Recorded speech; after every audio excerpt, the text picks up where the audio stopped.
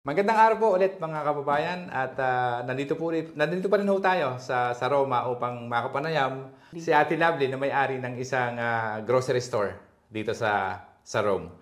Maraming salamat po unang-una sa pagpapaunlak at alam kong sobrang busy niyo po at napagbigyan niyo kami.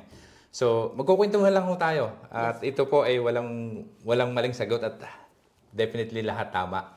Oo. So gusto ko lang Ate Lovely, kwento niyo lang sa akin. So anong klaseng bata si Ate Lovely sa Pilipinas at saan ka lumaki? At anong klaseng pagkabata yung naging bata ka sa Pilipinas? Isa kaming talagang family lang kami. So Okay. pagkabata ko is bahay, school, talagang more on family lang. Oo. So hindi kami lumalabas ng bahay kasi strict yung parents namin. Okay. And then yung mami ko, ang daddy ko is nag-abroad siya since bata kami hanggang lumaki kami. Okay. And nung nag-high school na kami, si mami ko naman na nagpunta ng Italy para siya naman yung mag-work kasi tapos na si daddy ko. And after nun, hindi pa kami nagpunta pala dito. Si mami ko nandito and then ang pagkabata ko is matahimik talaga ako. Okay, so school bahay, Yes, masipag school mag-aral. bahay. Isang masipag Hindi na ako mag-aral. masipag mag-aral pero school bahay ako. Okay. Talagang very close. Opo. Medyo mahiyain. And lumaki kami sa ganung situation. And pagkabata ako, sabi ko hindi ako pupunta dito kasi kailangan kong matapos ang aking pagpasok. Okay. Do sabi ni mother dapat ma-petition before 18 pero hindi kami nag-pursue kasi gusto ko mag-work sa Pilipinas. So I graduated as Bachelor of Science in Computer Science sa Pilipinas. Then after that, nakita ko kung paano mag-work yung financial sa Pilipinas. Hindi siya ganun kalaki yung income. So dapat nakinig sa nanay. So, nagpumili pumunta dito, nag-agency and everything. Okay. So, nakarating ako dito. So, Okay. before ako makarating dito ay, bago ako pumunta dito, syempre, boyfriend ko si husband. Nagpakasal kami bago ako umalis, a day before ng flight. And then, dito na ako nag-start. Okay. So, balikan lang natin yung pagkabata. Ano po? So, habang lumalaki ka, ilang taong ka nang iniwan ni Mami unang Mga 10, 12. 10 years old. So, Yes. kumbaga may nagkakaisip ka na. Yes. Oo. So, bilang isang anak ng OFW, ano yung isang naramdaman mo na malayo sa magulang? Kasi si daddy nandoon. Tama. Yes. So, si mami lang ang wala. Anong pakiramdam ng isang malayo sa nanay? Mahirap siya kasi lalo kapag daddy mo yung kasama mo. Kasi pag sa tatay, hindi ka ganun ka-open. Katulad ng, syempre, bago ka magka-menstruation, hindi mo pwedeng sabihin kay daddy na ganito, ganyan. Unlike sa mama mo, kapag, pwede ka mag-open about love life, may crush na ako, ganun. Yeah. So, very, nagkukulang yung time mo. Na namimiss mo talaga si mami mo. Tapos, doon talaga noong time na yun is wala pang social media, wala pang cellphone. So, through letters pa nung mga panahon na yun. So, talaga maghintay kami ng letters kung kailan sasagot si mami.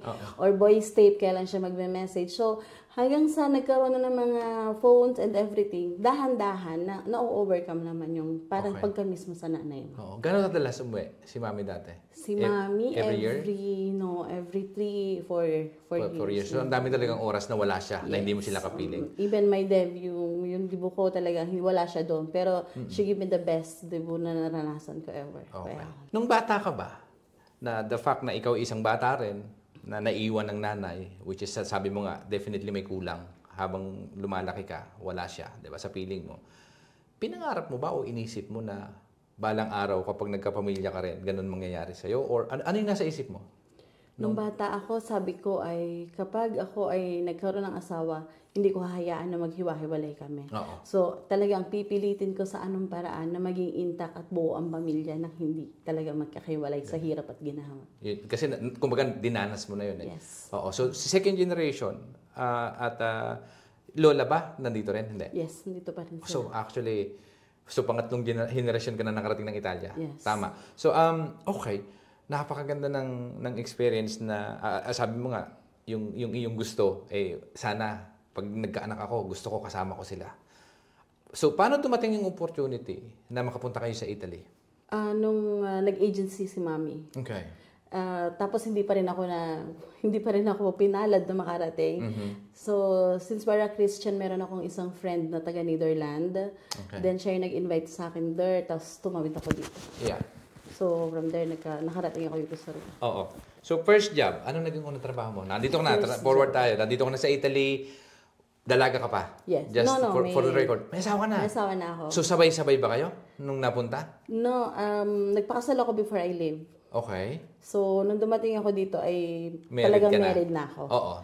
And ang unang work ko is sa tita niya, sa tita ng husband ko, which is isang grocery store din. So si husband nandito na o Wala nandun pa? pa, nasa Pilipinas. Okay, sige, kwento mo. Maganda ito. Kasi nga, yung pangarap mo ay, sabi mo nga, gusto mo hanggat maaari, pag nagkapamilya ka, ay buo ka agad. Yes. So this time, hindi nangyari yung pangarap mo, naiwan siya. Hiwalay siya. agad. Oo. Yes. So, gaano kahirap ang mahiwalay? Kakakasal niyo ba nung nagpunta ka? Hindi naman? Yes, kakakasal. Talagang sinadya namin magpakasal before I leave. Okay. Para nandun yung security na magiging kami talaga. Okay. So, pagdating namin dito ay napakahirap kasi ang trabaho ko is grocery store. I need to wake up 4 a.m. the morning hanggang 2 ng hapon.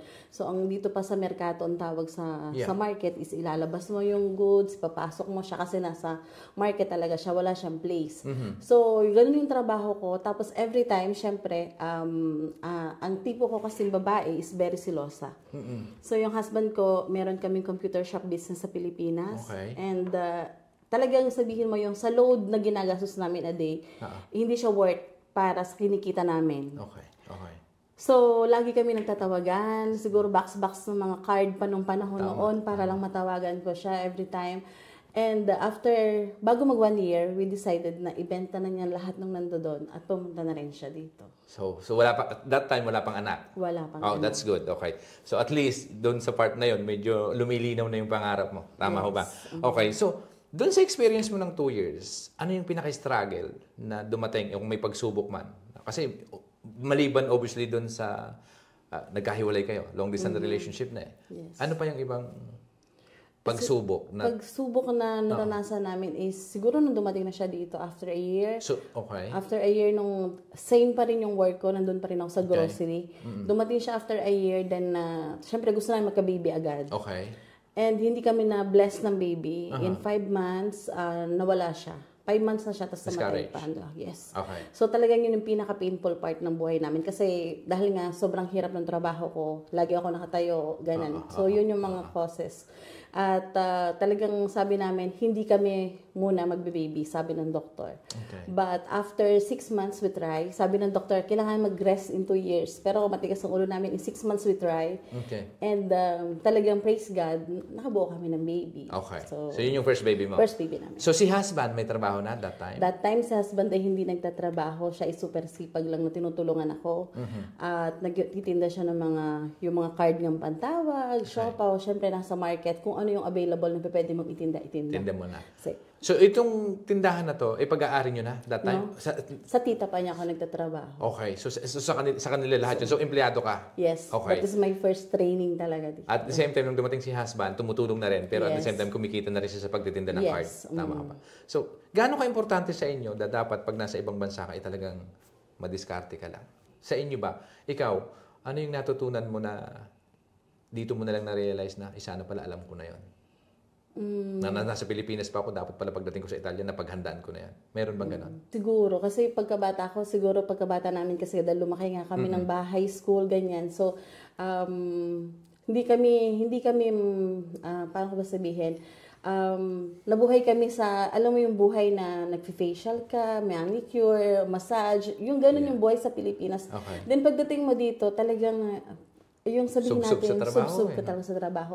Ang hirap talaga, gigising ka ng maaga, para talagang katulong. Alam mo yung lahat gagawin mo para lang makasurvive. Haba ng oras pati, di ba? Yes. Lalo pag talagang ganyan. working hours, talagang sabi ko, dapat noon ko pa vinalue yung pera. Parang noon ko pa vinalue yung pera. So, ang hirap talaga niyang kitain, katulad ng ano. Okay. So, ilang taon ka tumagal? Dumating na si husband. Okay, tapos nagkaroon ng miscarriage during the same year. Same year ba? Yes. After na dumating siya. So, ilang taon ka pa nagtrabaho dun sa tita niya para lang makasurvive, 'di ba? Kasi sabi mo nga talagang struggle din eh. Hindi rin siyempre unang-una empleyado. Tapos pangalawa, long hours, 'di ba? Yes. Tapos physically, although ang masaya lang, positive side naman, kasama mo na siya. Yes. 'Di ba? So ano pa yung mga sa tingin mo challenges na dumating o na masasabi mong sana hindi na lang pala ako nag-abroad? Meron bang punto na dumating na gano'n sa'yo? Hindi. Wala talaga. Wala akong point na sana hindi ako Yung bang nag-abroad. regret Kasi na, oo. wala akong regret kasi nung nandito ako is Okay. ang mahina kasi yung loob ko. Pero yung husband ko, I have my full strength na nakukuha sa kanya kung gaano siya ka-business-minded and everything. So, sa kanya, siya talaga yung nagpo-pursue na gawin namin lahat. Okay. I mean, kaya namin lahat. Lagi siyang ganun. So, sa kanya, kinuha ko ng isang tita niya. Okay. So, dinala ako sa isang warehouse naman ng mga groceries. Which is ang trabaho ko naman doon is secretary. Okay. So, sabi namin, ano kaya yung nililid sa amin ng Lord? Bakit kami nandoon sa mga ganong sitwasyon at hindi talaga ako napupunta sa bahay. So, nandun ako, siya ay ang husband ko is naging magatsinyeri, yung taga-assist sa baba. Same, magkasama pa rin kayo sa isang trabaho? Ako ang secretary, siya yung So, iisang building yun? Yes, isa. Oo. And then, sabi namin, may nililid sa amin si Lord, why? Why kami nandito sa situation na from grocery, tapos papunta kami sa warehouse, ganyan. Hanggang sa dumating yung point na yung isang tita niya, dahil dalawang tita niya yung may store, yung isang tita niya, which is Mancini talaga, ang sabi niya, hindi na daw niya kayang hawakan yung store. So Mancini is a mini store? Yes. Okay. Hindi na daw niya kayang hawakan, so inas niya yung husband ko na, gusto niyo ba? Okay. Kasi kayo na yung may knowledge about dito. Okay, tama. And then si husband, kahit walang-wala kami, nagsimula siya as family business. Wala rin kaming dokumento. Okay. Wala rin kaming lahat.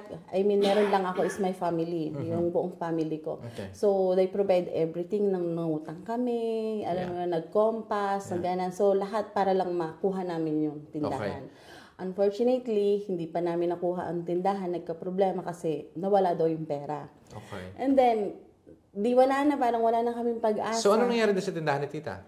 Nag-exit pa rin siya? Nakahanap siya ng ibang buyer? No, nakahang pa rin siya. Nakahang lang? Yes. Okay. So, ang nangyari, nagawa ulit kami ng another utang. Okay. Para makuha namin siya. And then, nung nakuha namin siya, and that is 22 years ago. Grabe. So, from dating empleyado ng tita rin ni husband, tapos lumipat lang din sa isang warehouse na malaki, kamag-anak pa rin ni husband. So, the whole throughout those years, na yun yung trabaho nyo para dun lang sa mini store, tapos warehouse, parang yun lang yung buong experience niyo sa trabaho. Tapos yun na yung sumunod, hanggang sa nabili nyo na lang tuluyan. Nakakuha namin yung tindahan na, which is yung Mancini Mini Market. Galing. Ang galing. So, dumating yung point, nabili nyo na, may anak na kayo nito? Wala pa? Meron na kaming isang anak. Isang anak. Oo. So, medyo another challenge yun eh. Kasi pagka may negosyante ka, well, ang advantage lang, pagka sarili mo yung negosyo, pwede mo dalhin yung bata habang maliit, di ba, sa tindahan. So, yun yung isang malaking bagay. Oo. So, paano nagsimula yung, obviously, nabili nyo na. Gusto ko lang ma-enlighten, siyempre, nabili na, take over na kayo lahat nun. Responsibility kami, lahat. Yes, responsibility. Pero hindi namin siya nabili yung mismong lugar. So, meron ditong tinatawag na Bono Ushita para lumabas siya, bilhin mo yung rights niya. So, it's the rights. Hindi siya yung... Hindi yung buong building itself. Hindi yung building itself. Okay, parang yung rights mo para may renta pa rin yun, wala na? Meron pa rin. Okay. So from noon, 22 years ago, ano na saan napunta yung negosyo? Kwento mo lang. Obviously, hindi madali. O naging madali ba sa'yo yung pagpapatakbo? Hindi siya naging madali kasi zero talaga kami. Super zero. Kasi yung tapos utang, pa, diba? nagpadalawang utang. So, dumating kami sa point na wala talaga siyang laman. Bumibili lang kami sa mga Chinese, sa mga warehouse. Talagang 100 euro, 200 euro just to fill in. Just to fill in the stocks. Para makuha namin yung mga clients. Okay. Then dahan-dahan kami. Utang ng utang, tapos utang bayad. So, ang maganda dun is we have the family. Our whole family to help us talaga na. So, si husband saka ikaw magkatulong talaga? Yes. Okay. So, nung nabili nyo na yung tindahan, obviously, experience-wise sa pagnenegosyo, first ever business na kayo nagtayo. Yes. Although na-establish na yung business, kasi ilang taon tumakbo yung negosyo bago nyo nabili? 10 years. Tumatakbo na siya ng 10 years. Yes. Kasi sinasabi ng iba, di ba, after 5 years, ang isang negosyo na tumagal ng 5 years, nag-survive, na kumikita, successful yun eh. Pag after daw ng 5 years, yung year 6 saka 7, dapat ang iniisip mo ngayon, paano pa lumaki? Or expansion. Yes. So, kayo, in your case, anong nangyari after, siyempre 10 years na, sabi mo nga, tapos struggle pa rin eh. Yes. So, kasi feeling ko, dahil yung iba, bumababa yung benta kasi walang loyal customer. Or maybe, the marketing-wise, kasi iba yung marketing nung araw, diba? So, sa ngayon, ibang-iba na lalo. Sa inyo, anong ginawa nyo para mas mapalago pa yung negosyo? Super sipag kasi si husband. So, inaabot siya yung mga Pilipino para ma-deliver siya house to house. Talagang kahit maliit na bagay, i-deliver niya sa iyo. Tapos, ang ini-aim namin is to have a good relationship sa aming mga kliyente. Totoo. Yun talaga. Kailangan meron kang time na pakinggan yung mga hinaing nila sa buhay. Kailangan mong pakinggan ng kanilang sasabihin sa'yo araw-araw, ano nangyari sa kanilang maghapon. So, dapat you have time. May puso ka sa kanila. Yun yung tingin ko na naging key namin. At siguro, unang-una is kasi we have God na nasa center ng aming lahat ng ginagawa. So, as a Christian kasi, inuuna parati namin is si God. Totoo. Kaya yun yung amin naging susi pa. So yun lang lagi. Yes. Tawag lang. Pag may problema, tawag lang sa Kanya. Sa Panginoon. Ang galing. Oo. So, gusto ko lang siyempre, unang negosyo, did you guys had the business plan o how you gonna do it? Kasi, sabi ng iba naman, ito, sa pagnenegosyo daw, dapat, kung restaurant ipuput up mo, at least you know the costing o the operational expenses para at least may costing ka kung magkakano ilang order ba kailangan nating mabenta sa isang buwan para at least mag-break even tayo. Kayo ba sa inyong pagpapatakbo ng negosyo, mayroon ba kayong target sales in every month o paano ginawa niyo? Nung una, wala talaga. So, sabihin natin talagang gano'n zero. lang So, siya parang kasi yung iniisip ng mindset natin karamihang lahat, pag tayo ng tindahan, especially lalo sa Pilipinas, di ba? Yung lahat ng sari-sari store, wala naman silang business plan as such. Yes. Di ba? Kasi ang alam natin na pag tinayo mo yung tindahan, may bibiling tao. Pero ang hindi lang kasi natin alam, ang hindi na-anticipate ng iba, yun nga, yung sinasabi ko nga, paano ba yung behind the scenes dito? Pagka walang bumibili, kakabahan kayo, wala palang benta, kulang pala. Tapos ibibili mo ulit. Kasi, ang problema kasi sa tindahan, may costing So, sa inyo, kabisado niyo yung margin in terms of... Yes. Okay, so ilang percent? 10%. Syempre, meron tayong mga iba. Yun muna yung ini-add natin, yung VAT. Yeah. Then, after that, meron kaming 35%, which is 10% for yung mga expenses sa overhead, natin. Yes. Obviously, lahat naman yan. And 10% para sa ating babayaran ng mga bills, rentals, and everything. Yung 10% ay para sa Lord. Okay. And 5% is yun na lang yung matitira kung anong napakaliit, di ba? Kung tutuusin. So, but then, on the other hand, paramihan na lang talaga ng benta. Yes. Kasi mas maraming benta, mas maraming 5%. Yes. But diba? mostly sa ngayon, hindi na nag-applicable. Hindi na siya applicable yung 35% kasi sa dami ng, ano tawag dito, yung konkurensa, yung iba-iba, yung tabi-tabi na kayo. So, kailangan competitors, hindi mo na siya mahahabol na maglagay pa ng 35%. Okay. Even 10%, kailangan kagatin mo siya kasi sasabihin sa'yo ng mga Pilipino, doon kasi 20 euro lang yung rice. So, you need to give it the same price. So parang at the end of the day, volume na lang din. Para may na lang din ng benta nga eventually. Oo, di ba? So naitatawid nyo naman doon sa, sabi nyo nga, 35%, na 5% na lang halos yung natitira sa inyo. Ano ba yung mga ibang sekreto para, sa ngayon, I think, nag-iba ba? Nag-divest ba kayo sa ibang negosyo o dito pa rin? O anong ginawa dito niyo? pa din. So, in our 5%, we give out our 10 to the Lord.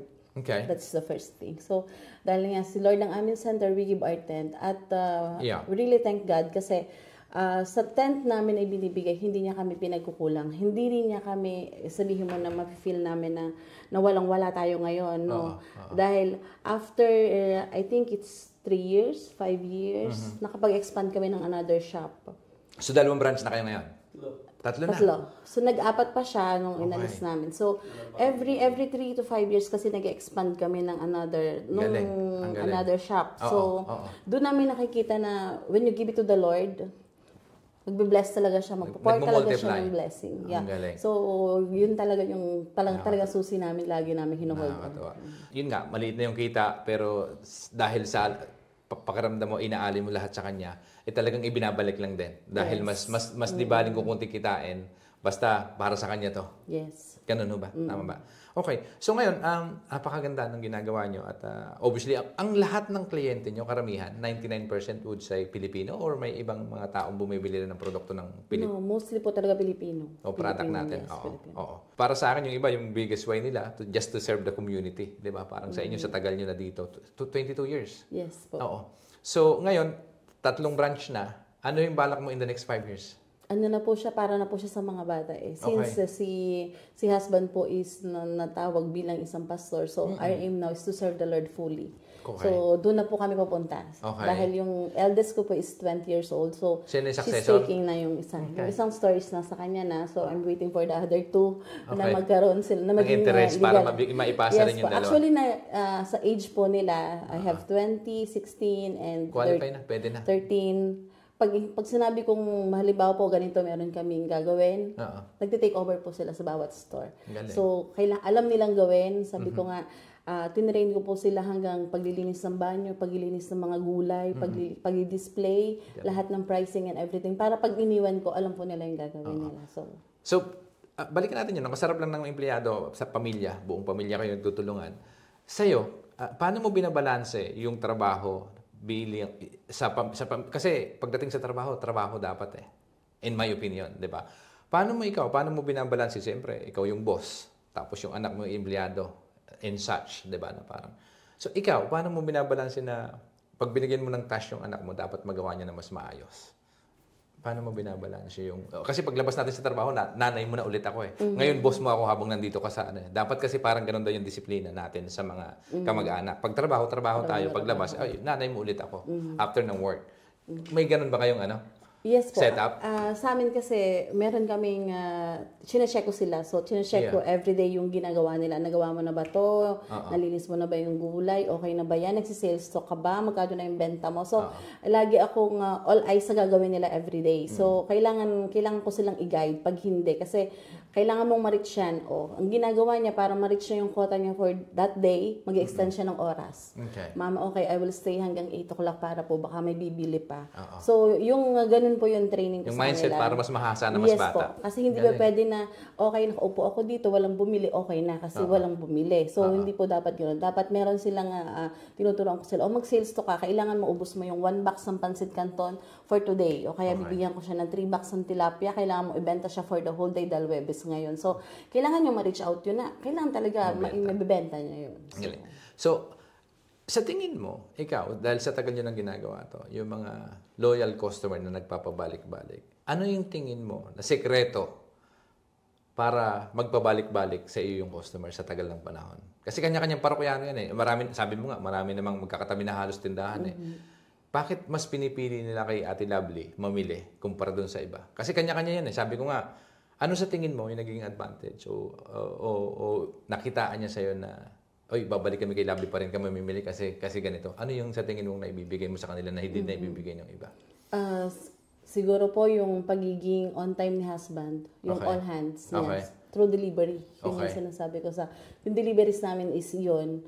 Sa tindahan naman is, talaga pong ginagawa ko is, talagang yung sabi ko kanina, meron akong puso, pakinggan sila. Lagi akong, ginagawan ko is, meron kaming relasyon, tamang relasyon sa bawat isa na, kailangang babalikan nila ako na kay Ate Lovely kasi parang napaka-at-ease ko, tinutulungan, at saka po, kapag may tinanong sila sa akin, lagi akong nandyan to help. Kahit hindi ko po siya trabaho, talagang gagawan ko ng paraan matulungan sila. So, doon po talaga yung ginagawa ko para sa kanila. Kung ikaw, isa ngayon, kakausapin mo yung batang version ng Lovely. Ano yung gustong mensahe sa kanya? Parang ang hirap nun, sir. Dapat kasi mula sa pagkabata na iniwanan ka ng 10 years old sa Pilipinas at ang pangarap mo dati, which is natupad, na magkasama-sama. Kasi isipin mo ngayon kung yung mga bata nandun sa Pilipinas, nandito ka. Diba? Parang ang hirap nun eh. Pero the fact na natupad dahil sa kagustuhan mo at nangyari lahat, anong gusto mong sabihin kay Lovely? Yung version ng bata niya? Siguro sasabihin ko is Lovely, congratulations kasi nagawa mo sa loob ng 35 years ang tama. Sinamahan ka ng Lord sa mga ginagawa mo at blessed ka talaga niya to the fullest, having the whole and loving family talaga na meron ako ngayon. Galing. So, mensahe. Gusto ko hingan ng mensahe doon sa audience natin, lahat karamihan manonood sa atin is OFW. Ngayon, kung may isang karamihang OFW na pagod na, mensahe para sa kanila. Ika nga para baka sakali doon sa sasabihin mo maibsan yung mapagod or ma-inspire doon sa sasabihin niyo? Ano yung mensaheng gusto mong sabihin? Siguro po, ang i-advise ko sa mga aspiring talaga na mga gustong magnegosyante is, kapag ito yung passion mo, ito yung gusto mong gawin, go through it. Kasi lalo kung ang gusto mo ay teka lang ulit, kapag gusto mo ang isang bagay, hindi kang papagod gawin yun ng paulit-ulit.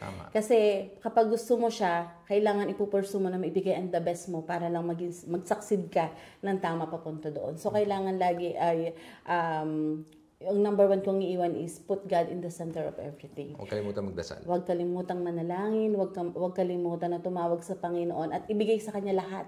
Lahat na. I mean, every blessing. Kasi siya naman yung source of everything natin. So, ibibigay talaga sa Kanya lahat. At kung ikaw naman ay isang OFW na nahihirapan, napapagod, or kailangan mo talaga ng yakap, just call on to God. At alam ko na siya lang yung magbibigay sa'yo at mag-sustain everything. Galing. Na kailangan. Galing. So, advice. 3 advice. Kunyari, may isang OFW na nanonood ngayon. Maaring nasa Italy, maaring nasa ibang lugar. At nangangarap din mag-put up ng katulad ng ginawa nyo. Ano yung 3 advice para makapagsimula? Kasi minsan yung iba, tagal ko na pangarap eh. Parang ikaw, nung bata ka, nangangarap ka na magkaroon ng isang negosyo. One day, magagawa ko yun. Kung ikaw may 3 advice para maumpisa na. Kasi maraming nangangarap nang walang ginagawang action. Puro pangarap lang eh. 3 bagay na maaring baka sakaling na pag napanood nila itong video na to, maging ika nga dahil wake up call sa kanila. Dahil kay Ate Lovely, sa sinabi niya, gagawin ko to. 3 advice na pwede mong ibigay. So gusto rin magtayo, specific to para sa tindahan ng, in your case, groceries, di ba? Ano ang advice mo? Advice ko sa kanila. Ang advice ko sa mga nais maging entrepreneur ay kapag gusto mo, step forward. Huwag kang susuko. Okay. Kapag ikaw ay nandoon na, may benta o wala. Wala nang atrasan. Wala nang atrasan yan. Mananatili ka na dapat na ipagyamanin kung ano ang sinimulan mo. Galing. And, laging sabi ko nga, laging ibibigay yung pinakatodo. Todo sa pinakatodo natin na pagserbisyo sa tao, pagtulong sa tao.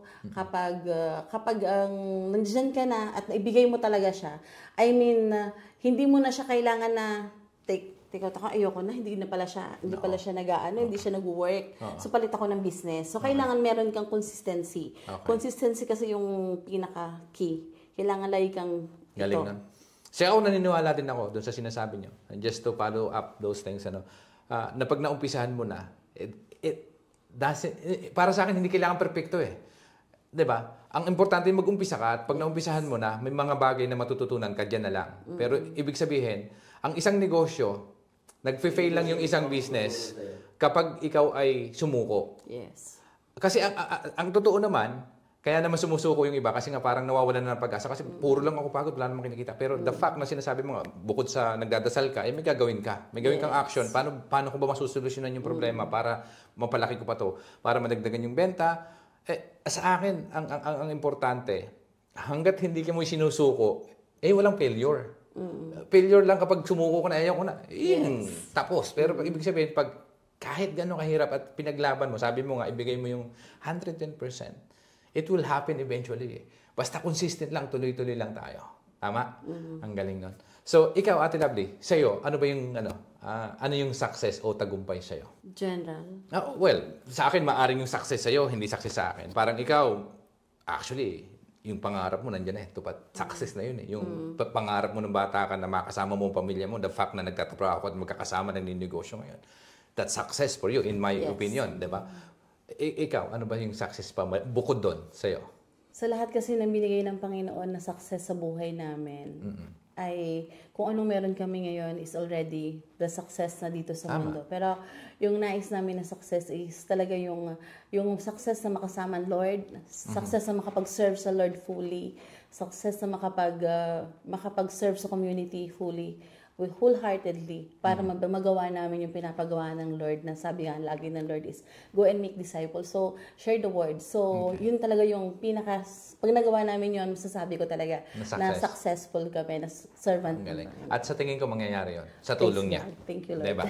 So, maraming salamat, Ate Lovely, dahil nakikita ko talaga sobrang napaka malapit nyo sa kanya. At dapat lahat ganun yung mindset natin. Sa totoo lang, yun naman talaga dapat ang pinanghahawakan ng bawat nagninegosyo ko man o hindi, may problema ka man pag tumatawag ka sa kanya.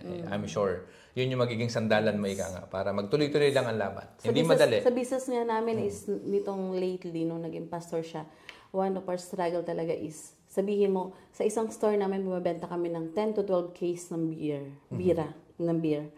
Bawat store.